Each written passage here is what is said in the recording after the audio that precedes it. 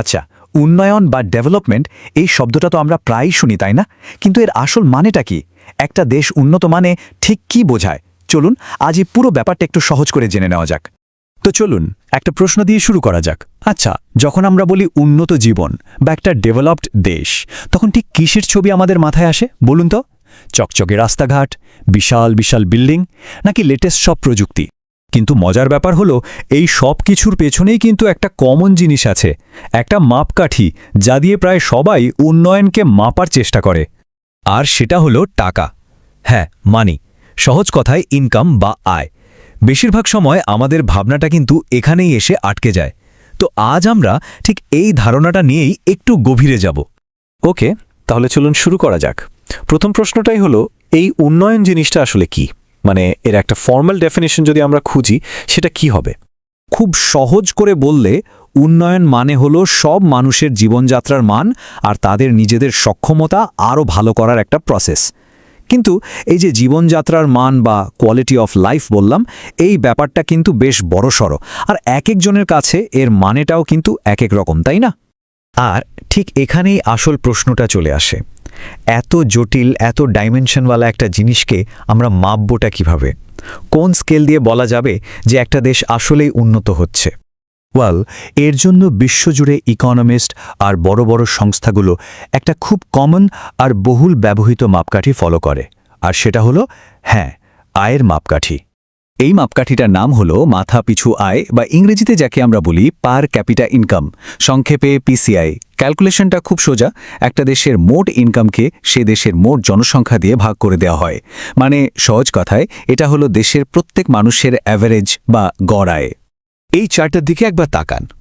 ধরুন এখানে 3টা দেশ আছে, দেশ ক, খ আর গ। দেশ ক এর মাথাপিছু আয় দেখুন $৪৫,০০০, যা বাকিদের চেয়ে অনেক অনেক বেশি। তারপর আছে দেশ খ, আর একদম শেষে দেশ গ।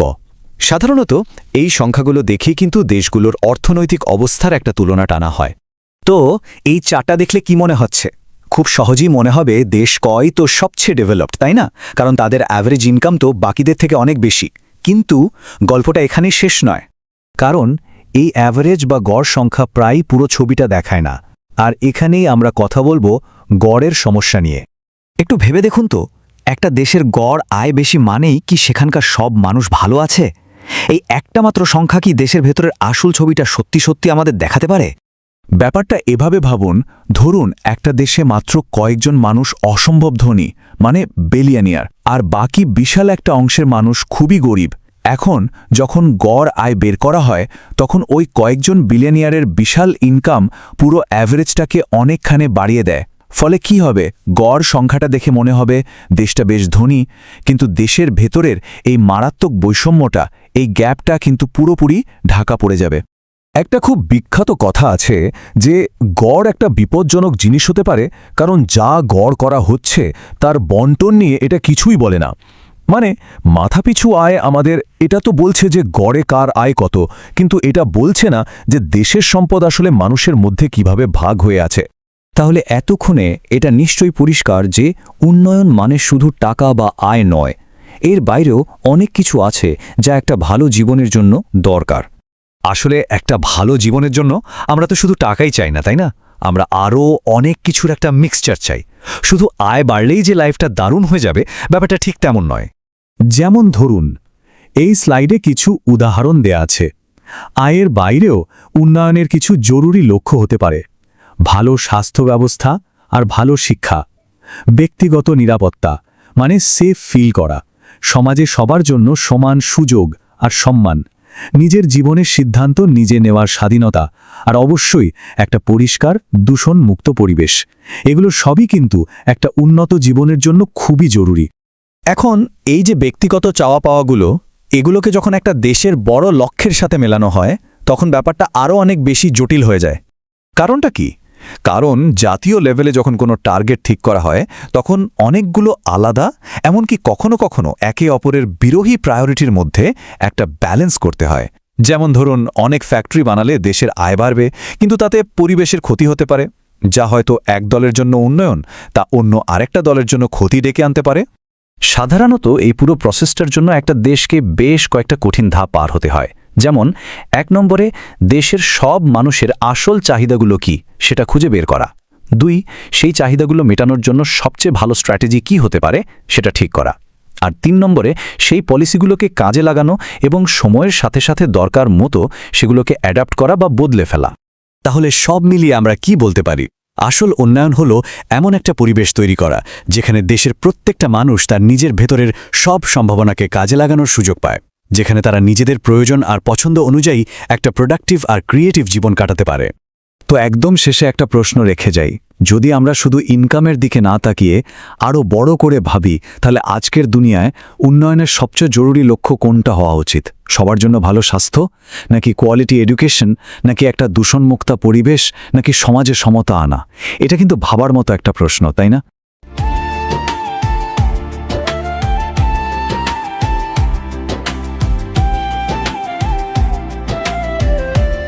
नमस्कार। क्या आप स्कूल में नौकरी ढूंढ रहे हैं लेकिन सही वैकेंसी की जानकारी आपको समय पर नहीं मिलती? और अगर आप एक स्कूल चला रहे हैं तो क्या आपको भी योग्य और भरोसेमंद स्टाफ ढूंढने में परेशानी होती है? आज यही समस्या हजारों लोगों और स्कूलों के सामने है। दोनों को एक दूसरे की जरूरत है, लेकिन फिर भी दोनों एक दूसरे तक पहुंच नहीं पाते। यही समस्या हमने देखी और इसी से जन्म हुआ SchoolCareer.in का। ये एक ऐसा ऑनलाइन प्लेटफॉर्म है जहां स्कूल अपनी वैकेंसी पोस्ट कर सकते हैं और उम्मीदवार सीधे उन नौकरियों के लिए आवेदन कर सकते हैं। यहां केवल टीचर्स ही नहीं बल्कि स्कूल से जुड़े कई पदों के अवसर उपलब्ध हैं, जैसे office staff, computer operator, accountant, librarian और अन्य पद। हमारा लक्ष्य है स्कूलों और योग्य उम्मीदवारों को एक ही मंच पर जोड़ना। अगर आप स्कूल में अपना करियर बनाना चाहते हैं या अपने स्कूल के लिए बेहतरीन स्टाफ ढूंढना चाहते हैं तो आज ही विजिट कीजिए www.schoolcareer.in।